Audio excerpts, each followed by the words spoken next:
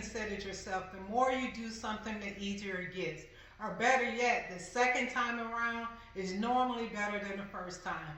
Well, I'm here to tell you that is exactly the case when I took my latest, which was my second solo cruise. So in this video, I'm just going to share with you a few things that really stood out to me on my second solo cruise on the Norwegian Jade. So if you're new to the channel, welcome. If you've been here before, welcome back. So yeah, as I mentioned, I recently returned back from my second solo cruise. Now the thing that made this a little bit different, well, it's quite a few things. So just to start off with, some of the basics. So the first thing that made this cruise different was that instead of flying out of Miami, I flew out of San Diego. Actually, the cruise was on the Norwegian Jade, going to the Mexican Riviera. If you've never been on a Norwegian Jade before, it falls into Norwegian's what they call the jewel class ships. They're more on the smaller end. So some of their other ships are, for an example, it's the Norwegian Gem, and that was actually my very first solo cruise was on the Gem. Also, that falls into that class is the Norwegian Pearl, and also the Norwegian Jewel. So those are what's considered Norwegian's Gem class ships. So yeah, as I mentioned, it's my first time flying or porting out of San Diego.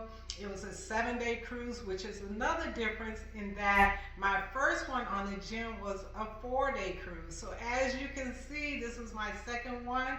I'm getting a little bit more comfortable. I'm going for longer periods of time instead of a short 4 days. So I was excited, about that. Another thing that made this different was that it was in January versus in the winter time versus in the summertime when I normally travel. If you watch any of my other videos, I explain how most of my traveling is in the summertime because it's easier. I'm a single mother, and my daughter is normal with her father in the summertime, right? So that's my freedom time. So that's the time that I normally travel. But it has always been one of my goals is to travel during what they call the shoulder season, during the non-traditional times. And one of the things that's good about that is that it's cheaper. So me being able to fly not in the summer and actually venturing out in the wintertime, that's another difference and a growth area for me because that's something that I've always wanted to do. And with this cruise, I was able to do that. So just some of the other things that stood out to me, I would say the first thing was that, as I mentioned, it's a smaller ship. I did get the same type of room, which was a solo inside cabin, but the difference with this one, my second one, it was in a better location, right? So I didn't know any better the first time around, so I think I was on the 5th deck. But this time I was actually on the 9th deck. And the thing that makes it good about that is that the higher up you are, the less noises I was able to hear, at night versus when I was on that lower deck on the Norwegian Gem. So that stood out to me as a big difference. Another big difference was that the food. Even though the restaurants, were still the same, like Cagney's is one of my favorites, the specialty dining options that you have the option of going to, which I did. I always go to Cagney's. I just love it. Another one is the main dining rooms are very similar. But in another one that's on most Norwegian cruises that I've seen is Ocean. And the thing that I love about Ocean is that it's a 24-hour. Right, so whether you're, a night owl, which I'm not, but there were sometimes I stayed up later, to catch the shows or, check out comedy or whatever have you, or just hang out. Ocean is always open late night, so you're able to grab something, to eat there. And another thing that really stood out to me about Ocean is that how accommodating they were, right? So perfect example. One of the individuals that I met, she was also part of the solo group that I'm going to talk about later. She ordered like some nachos, right? So you might be thinking, okay, what's so special about nachos, Ann? But normally with nachos, right, you get it, you got the chips and everything is put on top and stuff like that. But what she did, and I was so surprised when they accommodated her, she wanted her nachos separated, meaning she wanted the chips here, and then she wanted the condiments separate. So they gave her these little tins, like it had the jalapenos in one, it had the chili in one, it had the cheese in one, it had the salsa in another. Once everybody saw that, every time we went there and we wanted nachos, we requested, we wanted it like that. We didn't want it all lumped together. So it may just seem simple to you, but I just thought that being able to have something so simple like that, nachos, specialized, and for them to actually do it, I just thought that that was great. So yeah, that was Hoshin, and also the garden buffet. That was awesome as well. Another big perk of the food part of the cruise, where they had this outdoor sitting area. It was way in the back of the ship where you're overlooking the water. I always wanted to go, sit out there. So no matter if it was at breakfast time, lunchtime, let's go see if there's any seating in the back, and that's where we sat most of the time. So the food is one that really stuck out to me as well. Another area that stuck out to me was the excursions. As I mentioned, this was a cruise to the Mexican Riviera. So the ports that we stopped at were Puerto Vallarta, Mazatlan, and Cabo. So let's start with Puerto Vallarta. Just beautiful, just beautiful. The excursion there I signed up for was a walking tour, and basically Puerto Vallarta, we mainly hung around the beach area, just seeing, all along there, all the different statues and sculptures, and you have, this beautiful beachfront behind it. Beautiful weather, even if it was in the wintertime, like I was mentioning. If you know anything about San Diego, you can never really have bad weather in San Diego. So just beautiful weather during the whole time while we was at Puerto Vallarta. I would definitely want to go back there as a port. The next one was Mazatlan. This is my first time at Mazatlan, if I remember correctly, and it was beautiful as well. The big difference about the Mazatlan excursion was that, once again, it was a walking tour, which I try to do most of the time. But with this one, our local guide, she lived there for years, spoke very good English. And the thing is, she took us down into the nooks and crannies of the city. It was like we were, walking around in a neighborhood. And one of the parts she took us walking, she didn't live too far there. And it was just so nice to see, like, a true neighborhood, like where people actually live.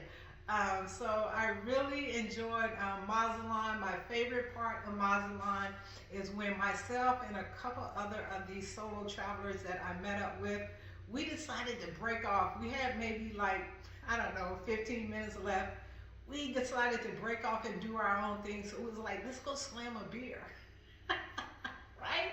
So that's exactly what we did. We found the closest little, bar, ran in there. It was like, okay, we like 3 beers and stuff like that, and we slammed them, and that was just so much fun. I think that is the biggest part. One of the biggest part of the cruise that I will remember is just us breaking off and doing our own thing in such a short period of time, just making memories with people that you never met before, and we still keep in contact to this day. So the last part that, really stuck out to me and really was the biggest part was the whole solo cruising vibe that I got, from this cruise. As with other, Norwegian cruises that I've been on, they have solo meetups, every night where everybody that's traveling solo, we meet up. But before we get into that part, before I forget, I want to share, I'm a part of this other online community called Grounded Life Travel. And basically what that is, that community is a course and a community that teaches you all about this slow living travel. So if that's something that you think that you're interested in or learning more about, check out the link in my video. But being a part of this community, I met up with someone online. Her name was Sue. So Sue posted in the community, hey, I'm going to be on this cruise, such and such dates. Are anybody else going? Because once again, this community is not just for cruisers. This is for people that, live abroad, whatever have you. So she made that post and I saw it. So sure enough, someone that I'm a part of an online community with, I've never met her, she never met me, we met up on this cruise. So that was just so very exciting. I just knew from the jump that by me being able to meet her on this cruise was going to be like none other and just make my second solo cruise so very special. And that's exactly what happened when I met up with Sue. We was able to hang out on the excursion. She was one of the ones that I did that beer slamming with that I mentioned not too long ago. It was just so unforgettable. So going back into what I was saying about the solo meetups, yeah, so every night we met up, and we had our own person, a member of the crew that was specifically assigned to us. He made dinner reservations for those that wanted to go to dinner as a group. If you didn't want to go as a group, you didn't have to. And he also, we played games like, I don't know, trivia games. He did like a little hiding game that we played. It just really made it so very special. And the big thing that I loved about it, as I mentioned, I met up with Sue. Well, Sue was already a part. She had met some other solos because she did what was called a back-to-back cruise, right? So before my particular sailing, she was on a cruise that was a week prior, and it was like maybe 4 or 5 of them already. So they had formed their little special bond.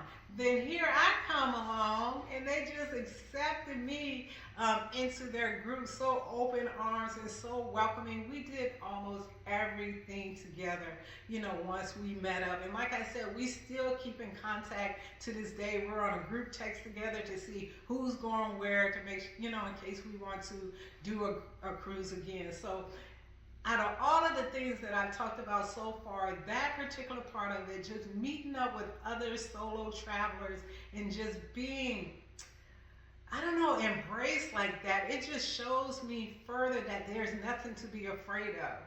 I remember when I went on my very first one, I was so hesitant. I was excited, but I was nervous at the same time. But with this second one, and I realized the more that I do it, the easier that it is becoming, and I so look forward to it. So please share with me in the comments below, have you been on a solo cruise yet? Are you still worrying about it or thinking about it? I would love to hear about it. So as always, please remember to redefine freedom for yourself, and I'll holler at you next time.